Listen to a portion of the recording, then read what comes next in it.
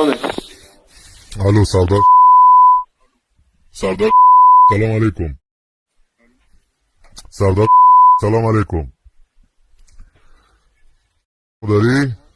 من از کشوری زنگ زنم که 2 ساعت پیش سلامی، باقری و شمخانی رو فرستاد جهنم. الان برای تو به پیشنهاد میکنم.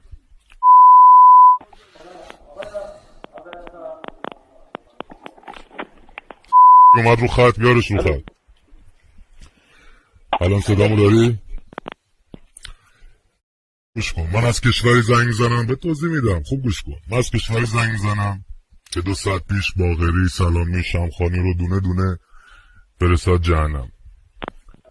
الان تنها پیشنهادی هم که به تو میکنم، هم میتونم بهت پیشنهاد کنم 12 ساعت وقت داری که پاتو بگیری با زن و بچت فرار کنی، وگرنه تو الان تو لیست مایی. تو دونه دونه تو لیستی که من دارم نگاه میکنم و هدف بعدی ما هستیم. با خاک تو، خانوادت، بچه‌هات همه رو میزنی. فقط زنگ زدم بهت بگم ببین تا وقتش هست بهت مهلت میدم. گفتم 12 ساعت از همین الان دقیقه که با صحبت کردم وقت داری فرار کنی، وگرنه هر چی دیدی از چش خودت دیدی. ما از رگ گردنم به تو نزدیکتریم. اینو خوب بکن تو گوشت. خدا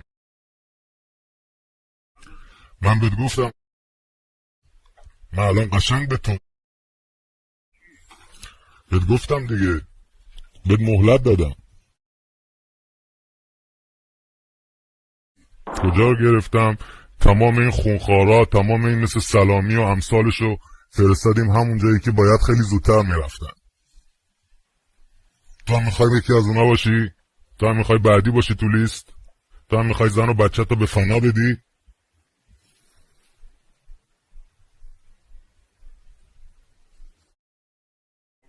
خب دارم بهت میگم، بهت پیشنهاد دادم، زنگ زدم بهت بگم 12 ساعت وقت داری یه فیلم درست کنی. ما از این حکومت دست کشیدیم و نمیخوایم جونمون رو قربونی آدمایی کنیم که زدن کشورمون رو 46 سال نابود کردن. فقط کشتن، فقط دزدیدن، فقط بردن، فقط تیکه کردن. من آدرس تلگرام برات میدم بفرست.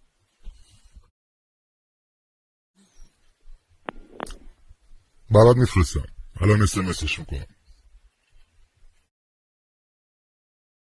شماراتو دارم. ببین ما همه چی تو داریم، تو انگار نفهمیدی. تو اصلا معلومه اصلا نمیفهمی کجایی. الان دارم بهت میگم تمام سرانتون رو زدیم رفت تو هوا، پودرشون کردیم.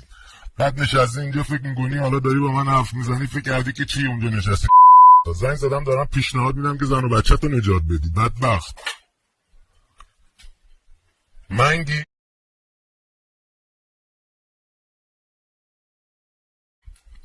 خب مگه من برات میفرستم؟